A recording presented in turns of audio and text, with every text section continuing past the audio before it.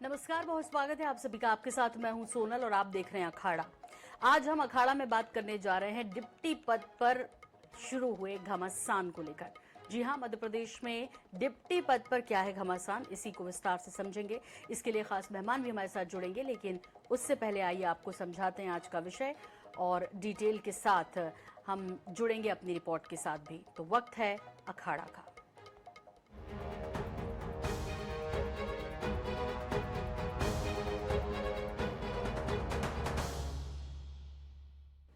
तो डिप्टी पर किसकी खरी, ये विषय हमने आज दिया है। विधानसभा के बजट सत्र के दौरान पूर्व मंत्री भूपेंद्र सिंह ने उपनेता प्रतिपक्ष पद को फर्जी बताया, तो पलटवार में नेता प्रतिपक्ष ने डिप्टी सीएम के पद को असंवैधानिक बता दिया।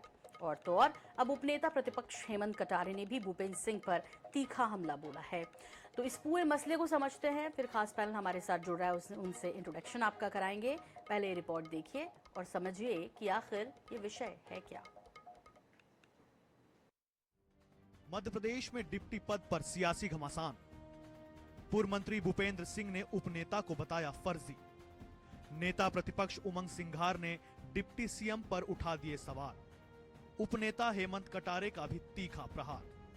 मध्य प्रदेश विधानसभा के बजट सत्र की कार्यवाही भले ही 17 मार्च तक स्थगित हो गई हो, लेकिन यहां 12 मार्च को जो बयानबाजी हुई उससे मध्य प्रदेश का राजनीतिक माहौल और भी गर्म होता जा रहा है। और ये सब हुआ है भूपेंद्र सिंह के उस बयान से जिसमें उपनेता यानी डिप्टी पद को उन्होंने फर्जी बताया है। प्रतिपक्ष का प्रावधान है जिसका राजपत्र में नोटिफिकेशन भी होता है। उपनेता का नियमावली में कहीं पर भी कोई प्रावधान नहीं है। तो ये जो फर्जी उपनेता बनकर घूम रहे हैं, इसके बारे में मैंने कल विधानसभा में रखा है। ये नियमावली है। इस नियमावली में कहीं पर भी उपनेता का कोई प्रावधान नहीं है। इधर भूपेंद्र सिंह का ये बयान जंगल में लगी आग की तरह फैल गया। ऐसे में कांग्रेस की तरफ से भी प्रतिक्रिया आनी लाजमी थी। नेता प्रतिपक्ष उमंग सिंघार ने जहां डिप्टी सीएम के पद पर सवाल उठाए, तो वहीं उपनेता प्रतिपक्ष हेमंत कटारे ने भी भूपेंद्र सिंह पर पैने शब्दों की बौछार कर दी। मुख्यमंत्री पद का संवैधानिक पद है। अगर आप उपनेता के पद को आप फर्जी कह रहे हो, तो उप मुख्यमंत्री के पद क्या संवैधानिक है? क्या वो फर्जी पद नहीं है? उसका जवाब दे सरकार पहले। भूपेंद्र सिंह जी जो थोड़े अनपढ़ नेता हैं, यदि वो ये बात कहते हैं कि ये फर्जी है, तो वो अपने विधानसभा के अध्यक्ष के निर्णयों को फर्जी बता रहे हैं, तो वो उनका आपस का विषय है। माननीय भूपेंद्र सिंह जी कैबिनेट में शामिल न हो पाने की वजह से मेजर डिप्रेशन का शिकार है। पूरे देश में अच्छे डॉक्टर्स हैं जो मानसिक रोगों का इलाज करते हैं। सीहोर में भी एक बहुत बड़ा अभी हॉस्पिटल बना है, मेंटल रिहेबिलिटेशन सेंटर है एक। तो मैं समझता हूं भूपेंद्र सिंह जी को इस पागल खाने में दाखिल करवाया जाए, फ्री ऑफ कॉस्ट उनका इलाज हो। राजनीतिक विश्लेषकों की माने तो डिप्टी पद को लेकर अगर उंगली कांग्रेस पर उठाई गई है, तो फिर सरकार में भी डिप्टी की कमी नहीं है। वैसे जब यह बहस शुरू हो गई है, तो फिर जवाब आना चाहिए कि क्या यह पद संविधान के दायरे में है। सवाल यह भी है कि आखिर इतने दिनों बाद राजनेताओं को डिप्टी का पद फर्जी क्यों नजर आ रहा है। भोपाल से INS 24/7 के लिए अंकुश मौर्य की रिपोर्ट। तो इस विषय पर आज चर्चा के लिए हमारे साथ खास मेहमान मौजूद हैं और मैं इंट्रोडक्शन करा रही हूं आपका दर्शकों उन सभी से। सबसे पहले मैं मुलाकात करवाऊंगी आपसे भगवान देव इसरानी जी की, जो कि पूर्व प्रमुख सचिव हैं मध्य प्रदेश विधानसभा। बहुत स्वागत है सर आपका। साथ ही साथ हमारे साथ हैं अजय सिंह यादव जी, प्रवक्ता बीजेपी। अजय जी बहुत स्वागत है। हमारे साथ हैं देवदत्त दुबे जी, वरिष्ठ पत्रकार के तौर पर। बहुत स्वागत है देवदत्त जी आपका भी। और साथ ही साथ हमारे साथ है धर्मेंद्र शर्मा जी, प्रवक्ता कांग्रेस। धर्मेंद्र जी आपका भी बहुत स्वागत है। और आपको बता दें कि भगवान देव इसरानी जी हमारे साथ फिलहाल नहीं जुड़े हुए हैं और उनसे लगातार संपर्क की कोशिश कर रहे हैं। तब तक मैं रुक कर रही हूं देवदत्त दुबे जी आपका, और आपसे समझना है कि भाई ये जो पद को लेकर, डिप्टी पद को लेकर जिस तरह की बहस इन दिनों मध्य प्रदेश में है, उप मुख्यमंत्री को लेकर, उपनेता प्रतिपक्ष को लेकर, ये संवैधानिक पद है उप मुख्यमंत्री या उपनेता प्रतिपक्ष जैसा भी कोई होता है? देखिए, जो भी दल सरकार में होता है वो इन सब चीजों को देखता है। विपक्ष भी कई बार इस तरह की प्रदेश में संसदीय सचिव हुआ, बोरा जी और अर्जुन मुख्यमंत्री हुआ करते थे। अब संसदीय सचिव का पद नहीं होता। ऐसी उपनेता का कोई संवैधानिक जो पार्टी के अंदर व्यवस्थाएं होती हैं उसके तहत कर लिया जाता है। बाकी इस मामले में सबसे अच्छा तो रानी जी बताएंगे, वो जी विशेषज्ञ बिल्कुल, वो विधानसभा जुड़ के। भी गए हैं जी हमारे साथ देवदत्त जी, और मुझे दिखाई दे रहे हैं टीवी जी स्क्रीन पर। भगवान देव इसरानी जी, बहुत स्वागत है आपका। और आपको बता दें कि भगवान देव इसरानी जी पूर्व प्रमुख सचिव हैं मध्य प्रदेश विधानसभा के। सर, स्वागत भी है, और एक बड़ा सवाल जो आपको भी, जिसके बारे में जाहिर तौर पर आपने सुना होगा, एक दूसरे पर आरोप प्रत्यारोप का दौर चल रहा है मध्य प्रदेश में सत्ता पक्ष और विपक्ष के बीच, और वो ये है कि भाई उप मुख्यमंत्री जैसा कोई पद संविधान में नहीं है, तो वो कह रहे हैं उपनेता प्रतिपक्ष जैसा भी पद कोई नहीं होता। तो सर, थोड़ा आपसे समझना है कि ये संविधान में पद की यदि व्यवस्था नहीं है इस तरह की, तो फिर ये तो मुझे लगता है कि न सिर्फ मध्य प्रदेश में, देश के कई राज्यों में व्यवस्था इन दिनों है उप मुख्यमंत्री की यदि बात करेंगे, एक नहीं दो उप मुख्यमंत्री बनाए हुए हैं। तो ये जो विवाद चल रहा है, पहले तो इस पर यह समझना है आपसे कि ये है संवैधानिक पद या नहीं है। देखिए, हमारे संविधान में दो तरीके की व्यवस्था है। एक होता है संवैधानिक पद जी, जो जैसे इलेक्शन कमिश्नर, जैसे सीएजी, ये संवैधानिक पद है जिसका संविधान में स्पेसिफिकली उल्लेख किया गया है जी, और एक होता है सांविधिक पद। सांविधिक पद वो होते हैं जिसको स्टेट रजिस्ट्रेशन के जरिए, स्टेट में जो कानून बनते हैं उसके तहत जो पद बनाए जाते हैं, जैसे लोकायुक्त का पद है। लोकायुक्त का पद मध्य प्रदेश में जैसे है तो संवैधानिक पद नहीं है, वो सांविधिक पद है। वो स्टेट के तहत तरफ से एक कानून बना 81 में और उनको क्रिएट किया गया, जिसको कहते हैं सांविधिक पद। डिप्टी स्पीकर का पद, डिप्टी सीएम का पद, नेता प्रतिपक्ष का पद, उपनेता प्रतिपक्ष संवैधानिक नहीं है, संविधान में इसका कहीं कोई उल्लेख नहीं है। लेकिन नेता प्रतिपक्ष का जो पद है जी, वो सांविधिक पद है, क्योंकि उसका एक्ट बना है, उसका कानून बना है, वो कानून के तहत है। बाकी रहा जहां तक उपनेता प्रतिपक्ष का, उपनेता प्रतिपक्ष जो है वो एक परंपरा बन गई। ये परंपरा जहां तक मुझे याद आता है कि राकेश चौधरी जी जब अजय सिंह नेता प्रतिपक्ष थे, तब राकेश चौधरी जी को उपनेता प्रतिपक्ष बनाया गया था। एक परंपरा नहीं थी, कभी नेता प्रतिपक्ष नहीं है, कोई मीटिंग स्पीकर के यहाँ हो रही है, कहीं हो रही है, तो कौन उसको सुनेगा, तो एक उपनेता प्रतिपक्ष बना दिया गया। हाँ। तो उसको विधानसभा ने मान लिया। एक परिपत्र हम जारी करते हैं, भाई इन्होंने, पार्टी ने बनाया है, विधानसभा ने नहीं बनाया है। विधानसभा नेता प्रतिपक्ष को बना जी, उपनेता प्रतिपक्ष पार्टी बनाती है, पार्टी दल ने बनाया, ठीक है ना। ये थोड़ा सा एक परंपरा बन गई है, तो एक जो कहें कि परंपरा स्वस्थ है कि भाई आखिर अगर नेता प्रतिपक्ष नहीं है, अभी किसी कारण से, बीमारी कारण से या किसी बाहर जाने कारण से, और कोई मीटिंग है, कार्य मंत्रणा समिति बैठक हो रही है या कोई ऐसी मीटिंग हो रही है विधानसभा सत्र के चलते हुए, तो कौन उसका रिप्रेजेंट करे पार्टी को, तो उस दृष्टि से वो कर दिया गया, तो चल पड़ा। तो वो संवैधानिक पद नहीं, कोई भी नहीं, डिप्टी सीएम का भी नहीं है, नेता प्रतिपक्ष का भी नहीं है और उपनेता प्रतिपक्ष का भी नहीं है। सिर्फ नेता प्रतिपक्ष का पद जो है वो सांविधिक पद है, जो कि एक कानून के तहत बना है, जो पटवारी के समय बना जी।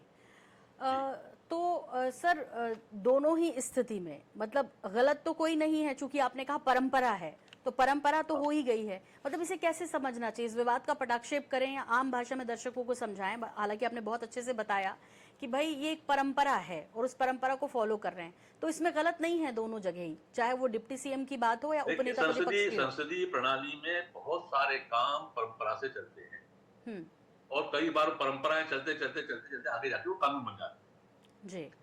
तो इसमें कोई नई बात नहीं है, ये संसदीय व्यवस्था में बहुत सामान्य बात है। और जिसको स्वीकार कर ले सदन, जिसको स्वीकार कर ले सरकार, जिसको स्वीकार कर ले हाउस जी, भाई हाउस सर्वोपरि है जी। हाउस ने स्वीकार कर लिया कि ठीक है, ऐसा ये परंपरा हमको मंजूर है। कई चीजें विधानसभा मध्य प्रदेश में बहुत परंपरा चल रही तो चल रही है, तो परंपरा भी आगे चल के फिर कभी कानून का रूप ले लेती, लगभग कानून का रूप ले लेती, लेकिन कानून बना नहीं है, तो इसके अपन नहीं कह सकते कि वो संवैधानिक है या सांविधिक पद है या संवैधानिक पद है। ये ठीक है। टिप्पणी चाहूंगी मैं धर्मेंद्र जी आपकी पहले इस पर, क्योंकि जिस तरह से उपनेता प्रतिपक्ष को लेकर ये कहा गया कि ऐसा कोई संवैधानिक पद नहीं है, तो ये तो अभी इसरानी जी ने पूरी तरीके से क्लियर कर ही दिया है, और ऐसा कोई पद डिप्टी सीएम को लेकर भी नहीं है। लेकिन परंपरा है, तो परंपरा से कई चीजें चल रही हैं और चलती आई हैं, कोई नई नहीं है। धर्मेंद्र जी। सोनल जी नमस्कार, आपको और आपके सभी दर्शकों को। देखिए, भूपेंद्र सिंह जी इस समय भारतीय जनता पार्टी की जो घोर गुटबाजी है उसका शिकार, भ्रष्टाचार के आरोप के चलते जब से उनको मंत्री नहीं बनाया तो वो बहुत ज्यादा फ्रस्ट्रेटेड है। आप देखिए, वो जिस क्षेत्र से आते हैं वहीं से दूसरे गुट के एक मंत्री जो पहले मंत्रालय संभालते थे भूपेंद्र सिंह जी, वो मंत्रालय उन्हीं मंत्री जी ने संभाला। और आजकल उनके क्षेत्र में आप चले जाइए तो एक दूसरे के लोगों पर झूठे मुकदमे लगवाने का काम दोनों भारतीय जनता पार्टी के वर्तमान के मंत्री और ये पूर्व मंत्री कर रहे हैं। तो आपसी गुटबाजी, आपसी खींचतान भारतीय जनता पार्टी में इस कदर है कि भारतीय जनता पार्टी कई छोटे छोटे गुटों में बटा हुआ एक गिरोह बन गया है। अब उस गिरोह में एक सदस्य भूपेंद्र सिंह जी, आज भूपेंद्र सिंह जी ने अपनी फ्रस्ट्रेशन को जाहिर किया है। अरे जब विधानसभा की कोई परंपरा बन गई है और उस परंपरा को विधानसभा के अध्यक्ष ने स्वीकार कर लिया, अध्यक्ष भी आपकी पार्टी का सीनियर नेता है भाई, नरेंद्र सिंह तोमर आप केंद्र में मंत्री रहे और आज वो विधानसभा अध्यक्ष है, तो आप किसको चैलेंज कर रहे हैं? अपने ही पार्टी के विधानसभा अध्यक्ष को, नेता को चैलेंज कर रहे हैं। तो भारतीय जनता पार्टी जो स्वस्थ परंपरा लोकतंत्र में बनी है, जैसे अभी बड़े सम्मानीय हैं, उन्होंने साहनी साहब ने बताया कि किस प्रकार से उप मुख्यमंत्री का भी कोई संवैधानिक पद नहीं है, उपनेता का भी नहीं है, लेकिन चूंकि विधानसभा ने एक व्यवस्था बना दी है, कार्य की विलंबता ना हो और कोई अगर मीटिंग है, हाउस को लेकर कोई काम है, तो वो काम सुचारू रूप से चलता रहे। और उस परंपरा को अगर हाउस का अध्यक्ष स्वीकार कर रहा है, तो इससे बड़ी बात अब क्या चाहिए भूपेंद्र सिंह जी को? अब भूपेंद्र सिंह जी को चाहिए कि वो सरेआम आकर भारतीय जनता पार्टी के नेताओं के जो भ्रष्टाचार के उनके पास पुलंदे रखे हैं, उसको वो उजागर करें, जिससे भारतीय जनता पार्टी के नेताओं ने जैसे उनका शिकार किया वैसे वो भी शिकार कर सकें। अब ये दुबके चुपके एक दूसरे के गुट को नीचे दिखाकर कभी इस गुट को नहीं, एक मिनट सर, आप उनके यहाँ क्या गुटबाजी है उसकी इतनी चर्चा कर रहे हैं, मुझे बताइए। आपने तो जो विषय उठाया है वो डिप्टी सीएम पद को लेकर उठाया ना, तो सीधे उस पर आइए ना सर। गुटबाजी है इसलिए वो उठा रहे हैं, अपनी ही पार्टी की आफत कर रहे हैं, ये विषय थोड़ी है सर। विषय धर्मेंद्र जी जो है उस पर आ जाइए। आपने परंपरा का नाम लिया, इसरानी जी ने कहा परंपरा बन गई, और परंपरा से आपने अपने उपनेता प्रतिपक्ष को कहा कि भैया ये इंटरनल अरेंजमेंट्स हो सकते हैं किसी भी दल के, यही इसरानी जी ने कहा। यदि वो चाहें, आपके यहाँ वैसा है, उनके यहाँ डिप्टी सीएम का ऐसा है, तो उसमें कोई आपत्ति है? हमने तो आपत्ति जाहिर नहीं की थी। सबसे पहले तो आपने क्रिया की प्रतिक्रिया तो दी ना सर। सुन तो लीजिए। हाँ, तो भूपेंद्र सिंह जी जब आए तो क्रिया की प्रतिक्रिया तो सोनल जी लोकतंत्र में देनी पड़ेगी। हाँ। भाई इनको आईना तो दिखाना पड़ेगा ना। नहीं तो उनके लिए परंपरा, आपके लिए परंपरा है तो उनके लिए परंपरा नहीं है। हमने तो कहा ना, जब आप उपनेता को अगर फर्जी करें तो मुख्यमंत्री उप मुख्यमंत्री भी फर्जी है, लेकिन चूंकि ये हाउस की व्यवस्था है तो हम तो उसको स्वीकार करते हैं। हमने केवल इतना कहा कि ये जो गुटबाजी भारतीय जनता पार्टी के, जिसके कारण वो मंत्री नहीं बन पाए, इस कारण से आजकल चूंकि वो भ्रष्टाचार के मामले में घिरे हुए हैं, जब से सौरभ शर्मा का भ्रष्टाचार का मामला सामने आया, 52 करोड़ सर, जितनी पीड़ा आप भूपेंद्र जी की समझ रहे हैं उतनी अपनों की समझते तो मध्य प्रदेश को बेहतर विकल्प मिल गया होगा। देखिए मध्य प्रदेश में सोनल जी कांग्रेस में कोई गुटबाजी धर्मेंद्र जी मत बोलिए ना, मैं अभी अजय जी से ऐसा पूछूंगी वो स्वीकार करेंगे? वो स्वीकार नहीं करेंगे। देखिए मैं उनको ही अब दे रही हूँ, अब उनका टर्न है, वो कतई स्वीकार नहीं करेंगे कि भूपेंद्र जी ऐसा क्यों कर रहे हैं। अजय जी कह रहे हैं भूपेंद्र जी आफत कर रहे हैं अपनी पार्टी की, इनडायरेक्टली कह रहे हैं कि देखिए इसी वजह से उन्होंने जो है क्रिया की प्रतिक्रिया मिलना था। अब उपनेता प्रतिपक्ष की यदि वो बात उठाएंगे तो फिर उप मुख्यमंत्री की बात उठना भी लाजमी है। अजय जी देखिए सोनल जी, मैं तथ्यों के साथ 2-3 बातें रखना चाहता हूँ। मध्य प्रदेश में उप मुख्यमंत्री की परंपरा प्रारंभ करने वाली कांग्रेस पार्टी है। 1980 में पहली बार अर्जुन सिंह की सरकार में शिवभानु सोलंकी उप मुख्यमंत्री बने। उसके बाद दिग्विजय सिंह की सरकार में जमुना देवी, सुभाष यादव उप मुख्यमंत्री बने। और ये परंपरा मध्य प्रदेश में कांग्रेस ने प्रारंभ करी उप मुख्यमंत्री की। भारतीय जनता पार्टी की पटवा जी की सरकार में कोई उप मुख्यमंत्री नहीं होता था। दूसरा, नेता प्रतिपक्ष भी भाजपा सरकार में कभी उपनेता प्रतिपक्ष, जब हम विपक्ष में रहे 50 सालों तक, कभी उपनेता प्रतिपक्ष नाम का कोई पद नहीं रहा। जब जमुना देवी जी नेता प्रतिपक्ष थी, वो अस्वस्थ रहती थी, तो कांग्रेस पार्टी ने निवेदन किया कि हमें उपनेता प्रतिपक्ष का प्रावधान कुछ समय के लिए किया जाए, तो राकेश चौधरी जी को उपनेता प्रतिपक्ष बनाया गया था। वो टेम्परेरी व्यवस्था थी। हाँ। और हमारी ये सहृदयता थी कि हमने उसको स्वीकार किया कि उपनेता प्रतिपक्ष के तौर पर वो काम करें, क्योंकि जमुना देवी जी अत्यंत अस्वस्थ रहती थी। लेकिन आज जिस तरह से सत्यदेव कटारे जी के पुत्र हेमंत कटारे उस पद की गरिमा को गिरा रहे हैं, तो ऐसा लगता है कि ये सवाल उठता है कि ये पद होना भी चाहिए कि नहीं।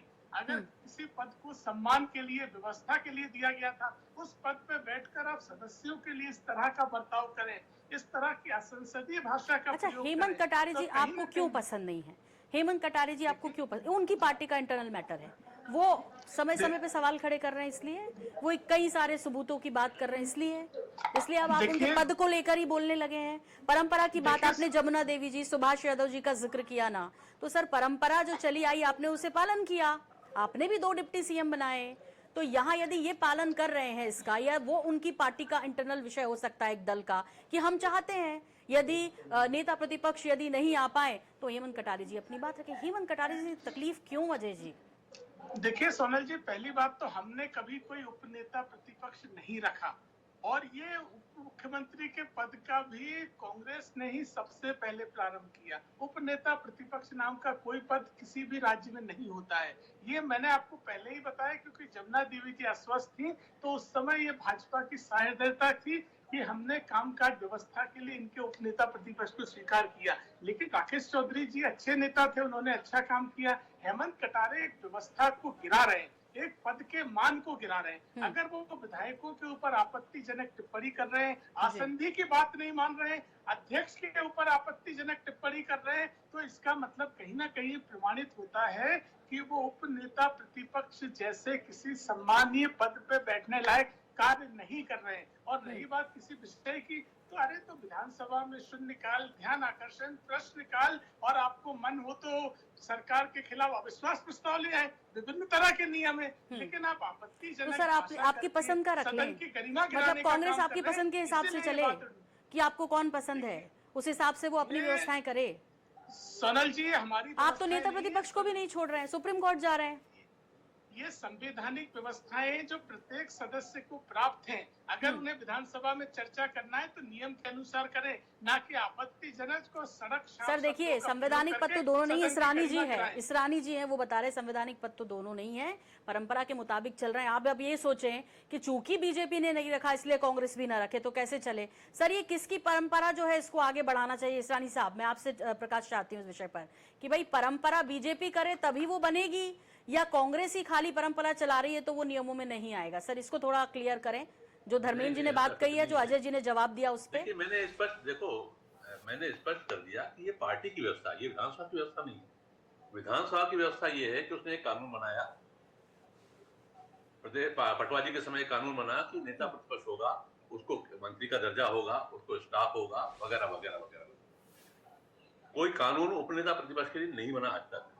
ये पार्टी की व्यवस्था है। कांग्रेस पार्टी चाहती है कि हमारे दल में एक उपनेता हो, मतलब कांग्रेस पार्टी अपना काम कराने की चाहती है कि हमारे पास अगर मैं न रहूं या मैं अस्वस्थ हूं या मैं बाहर हूं या कोई भी कारण, तो हमारा उपनेता प्रतिपक्ष काम को देखेगा। पार्टी की व्यवस्था है ये, तो उसको उन्होंने विधानसभा को बता दिया। विधानसभा में एक सूचना पत्र, हमारे यहाँ पत्रक निकलता है, उस पत्रक के जरिए सूचना दे दी कि भाई ये उपनेता प्रतिपक्ष होंगे। ये एक व्यवस्था के तहत मामला है जी। देवदत्त दुबे जी, इसमें भी पार्टी का मामला है, इसमें कोई कानूनी कहीं से भी नहीं है, मतलब बता रहा हूं ना, पार्टी की अपनी व्यवस्था है तो कोई कर सकता है। अगर तो कुछ गलत भी नहीं है ना सर, कुछ गलत भी नहीं है, कांग्रेस ऐसा चाहती है तो रख सकती है इसरानी जी।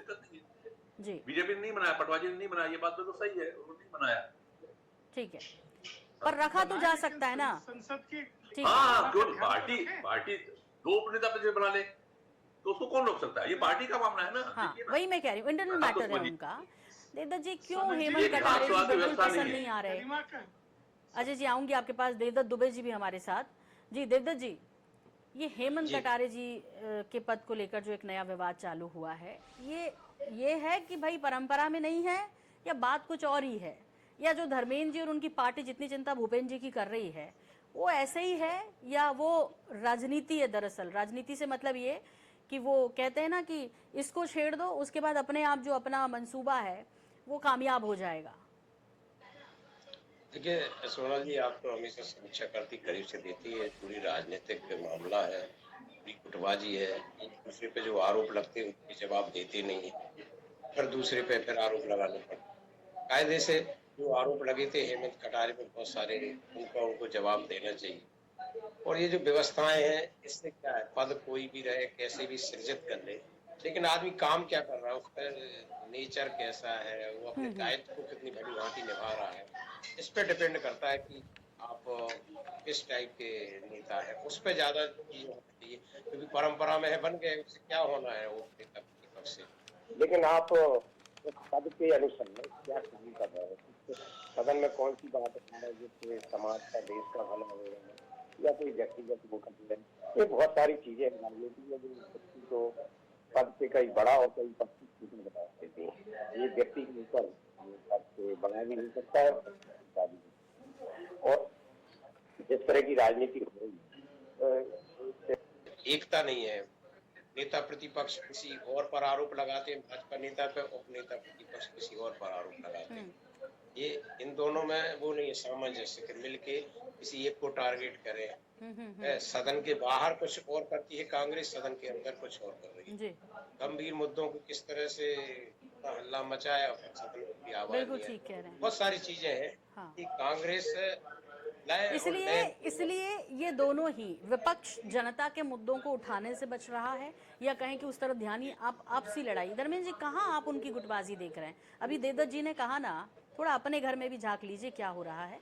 और अजय जी तो ठीक है, वो आप हमेशा आरोप लगाते हैं उन पर कि वो तो मुख्य मुद्दों से बचना चाहते हैं, इसलिए उलझा देते हैं। आप उलझने क्यों दे रहे हैं लोगों को इस विषय में?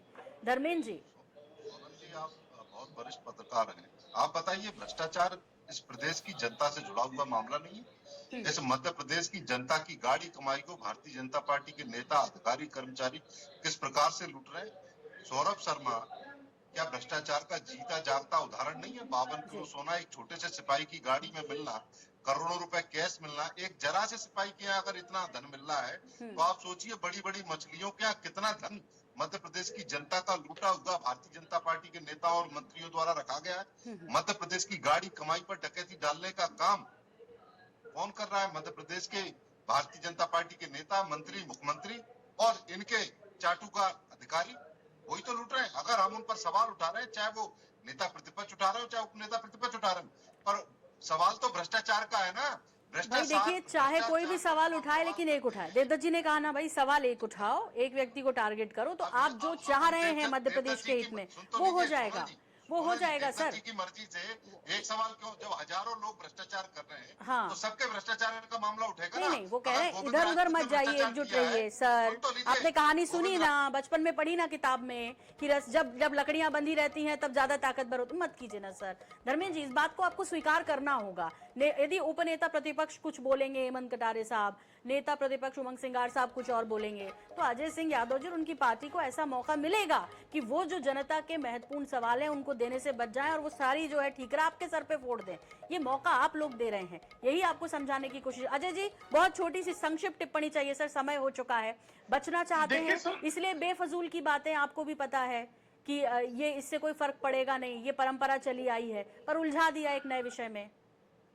देखिए सोनल जी, कांग्रेस पार्टी केवल और केवल सदन का समय बर्बाद करती है और राजनीति करती है, प्रोपोगेंडा करती है। सौरभ शर्मा के मामले में जो भी कार्रवाई हुई है वो भारतीय जनता पार्टी सरकार ने करी है।